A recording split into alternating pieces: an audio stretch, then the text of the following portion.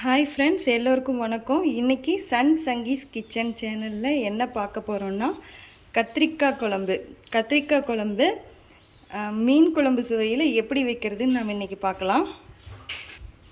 கத்திரிக்காய் குழம்புக்கு தேவையான பொருள் என்னன்னு பார்த்துக்கலாம். கத்திரிக்காவை கட் பண்ணி வச்சுருக்கேன். அப்புறம் தாளிக்கிறதுக்கு வெங்காயம், கருவேப்பிலை, மிளகாய் கட் பண்ணி வச்சுருக்கேன்.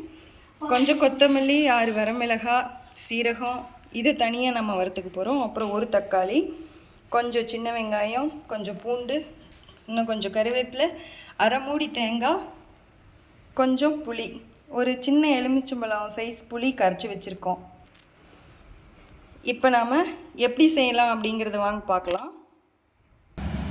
இப்போ நாம் அடுப்பை ஆன் பண்ணிக்கலாம். அடுப்பை ஆன் பண்ணிவிட்டு வாணலியில் எண்ணெய் ஊற்றிக்கலாம்.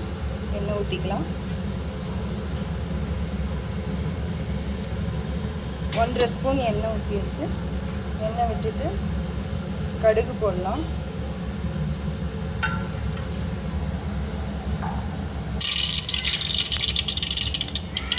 கடுகு பொரிஞ்சிருச்சு. இப்போ நம்ம வெங்காயம், மிளகாய், கருவேப்பிலை எல்லாம் போட்டுக்கலாம்.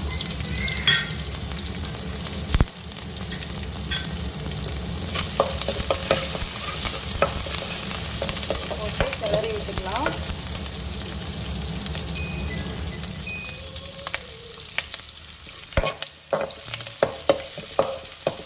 வெங்காயம் லைட்டாக வணங்கட்டும். வெங்காயம், கருவேப்பிலை வணங்கினதும் இப்போ கத்திரிக்காய் போட்டுக்கலாம். நம்ம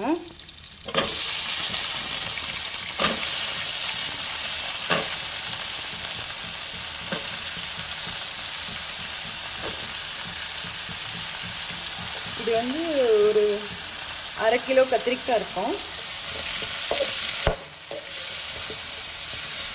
நம்ம ஏன் ஒரு வரமிளகாய் போட்டிருக்கிறோன்னா, நம்ம வந்து கொத்தமல்லி, சீரகம், வரமிளகாய் வறுத்து அரைப்போம்ல, அதில் வரமிளகாய் நிறைய போட்டு வச்சுருக்கேன். அந்த காரமே நம்மளுக்கு இதுக்கு சரியாக இருக்கும். அதனால் ஒரு வரமிளகாய் மட்டும் போட்டிருக்கேன்.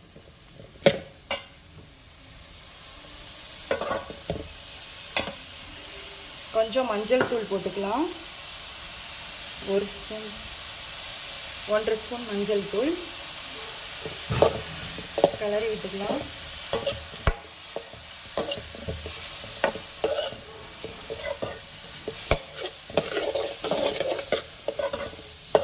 இப்போ இது இப்படியே வந்துட்டுருக்கட்டும்.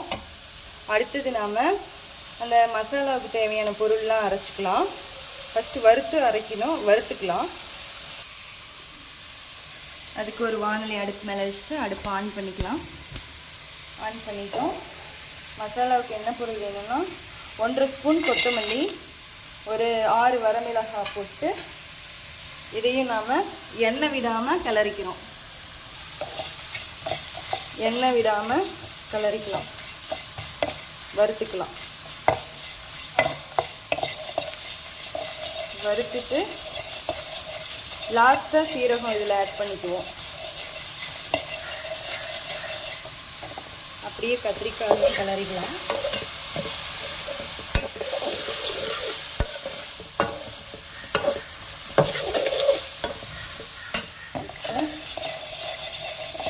சீரகம், வரமிளகாய் ஒரு 3 நிமிஷம் இப்படியே பெரட்டி கலர்னோம்னாவே நம்மளுக்கு கொத்தமல்லி வந்து வறுபட்டுரும். கடைசியாக சீரகம் போடுறோம்.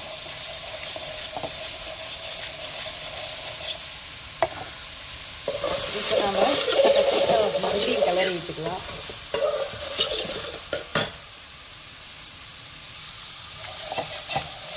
இப்போ நம்ம சீரகம் கொஞ்சம் ஆட் பண்ணிக்கலாம். கொத்தமல்லி வறுபட்டுருச்சு. ஏன்னா கொத்தமல்லி கருகக்கூடாது.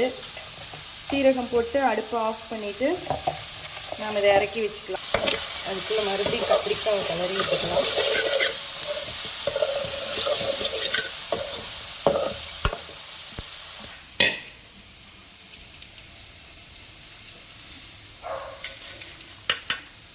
கொட்டி இதை ஆற வச்சுக்கலாம். நல்லா ஆறட்டும். ஆறுனதுக்கப்புறம் மிக்சியில் அரைச்சிக்கலாம். இப்போ கத்திரிக்காயில் லைட்டாக நாம் உப்பு போட்டுக்கலாம். இப்போ கம்மியாக போட்டுக்கலாம். அப்புறமா மசாலாலாம் போட்டதுக்கப்புறம் நிறையா போட்டுக்கலாம். இப்போ கத்திரிக்காய்க்கு உள்ளே வந்து டேஸ்ட்டு வரணுன்றதுக்காக கொஞ்சம் உப்பு போட்டிருக்கோம். கத்திரிக்காய் வந்து கொஞ்சம் குண்டாவில் அடிப்பிடிக்கிற மாதிரி இருக்குது. லைட்டாக தண்ணி ஆட் பண்ணிக்கலாம். ஒரு 1/4 டம்ளர். நிறைய தண்ணி ஊற்றக்கூடாது, கொஞ்சமாக தான் ஊற்றணும். கொஞ்ச நேரம் கத்திரிக்காய் வேகட்டும். அப்படியே வேகட்டும். அடுத்த மசாலாவுக்கு நாம் வெங்காயம் தக்காளி பூண்டு எடுத்து வச்சுருக்கோம்ல, அதை வெங்காயம் தக்காளி பூண்டு எடுத்து வச்சுக்கோங்க. இதை வந்து நம்ம எண்ணெய் விட்டு வணக்கி அரைக்கணும்.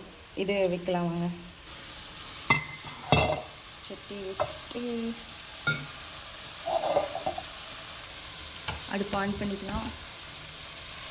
மறுபடியும் இப்போ நாம் எண்ணெய் விட்டு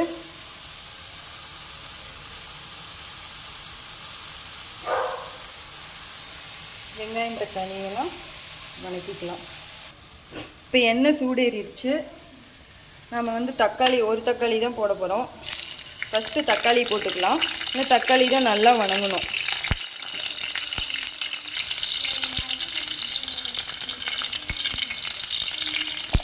நான் எப்போவுமே தக்காளியில் சென்டரில் கட் பண்ணிடுவேன்.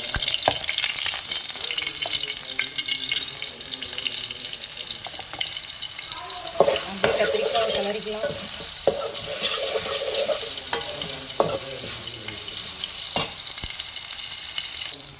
தக்காளி வணங்கிடுச்சு. இப்போ நாம் தொளிச்சு வச்சுருக்க சின்ன வெங்காயத்தையும் அதில் கலந்து போட்டுக்கலாம். அடுத்து பூண்டு ஒரு கட்டி தொளிச்சு வச்சுருக்கோம், அதையும் போட்டுக்கலாம். அப்புறம் கருவேப்பிலை ஒரு கைப்பிடி போட்டுக்கலாம்.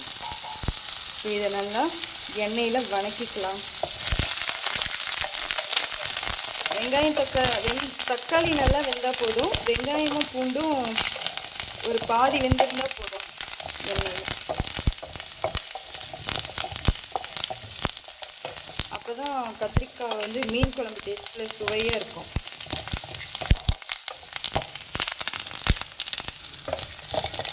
ரொம்ப நேரம் வணங்க தேவையில்லை.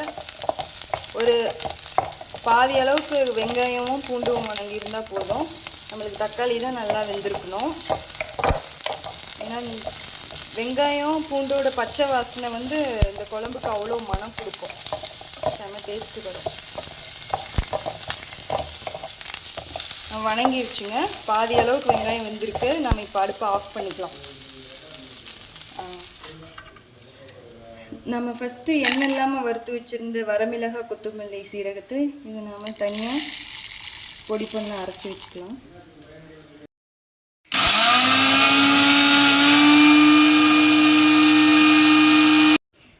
நம்ம கொத்தமல்லி வரமிளகாய் சீரகத்தை தனியாக அரைச்சி வச்சிட்டோங்க. இப்போ வந்து நாம் வணக்கி வச்சுருக்க இந்த வெங்காயம் தக்காளி பூண்டு இருக்குது இல்லைங்களா, அதையும் இப்போ நாம் மிக்ஸி ஜாரில் தண்ணி விட்டு அரைச்சிக்கலாம்.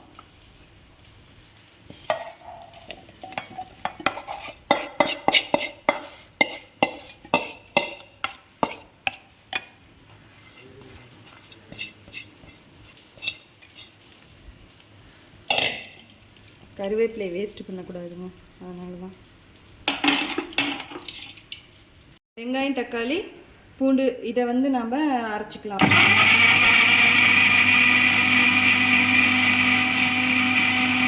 இப்போ வந்து நாம் வெங்காயம் தக்காளி பூண்டு இதை அரைச்சிட்டோம். அது கூட இப்போ அரை மூடி தேங்காவை போட்டு அரைக்க போகிறோம். இருங்க.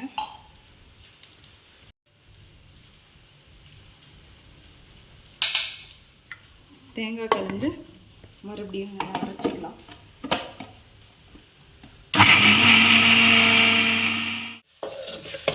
கத்திரிக்காய் நல்லா வெந்துருச்சு.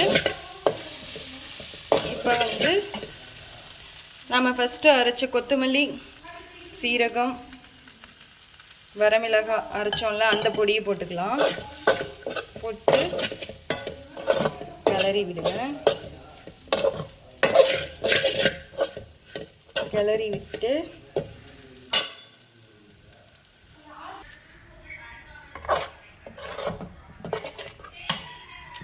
வெங்காயம் தக்காளியெலாம் அரைச்சி வச்சுருந்தோம்ல, அதையும் இதில் ஊற்றி கிளறிட்டோம்.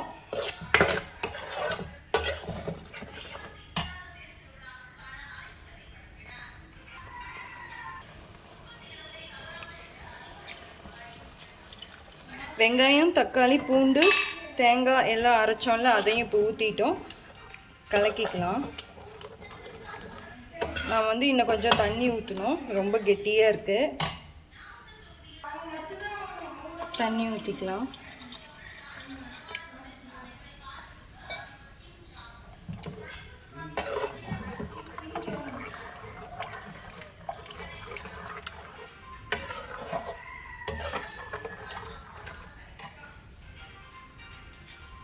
அப்படியே கொதிக்கிட்டோம். இப்போ வந்து தேவையான அளவு உப்பு போட்டுக்கலாம். நம்ம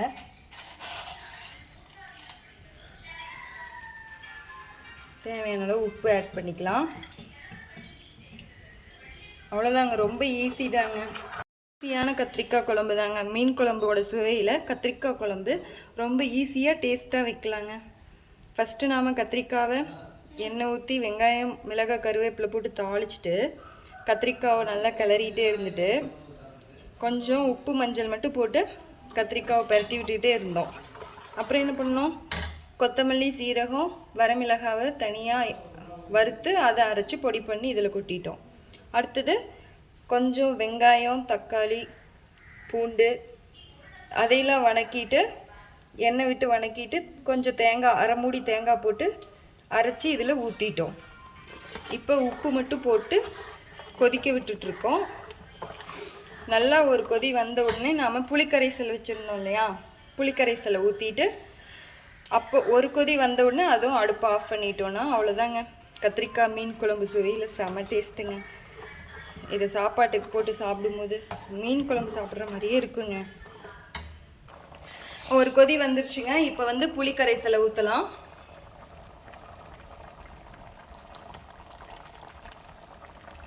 புளிக்கரைசலை ஊற்றிட்டோம். அவ்வளோதாங்க, குழம்பு ரெடிங்க.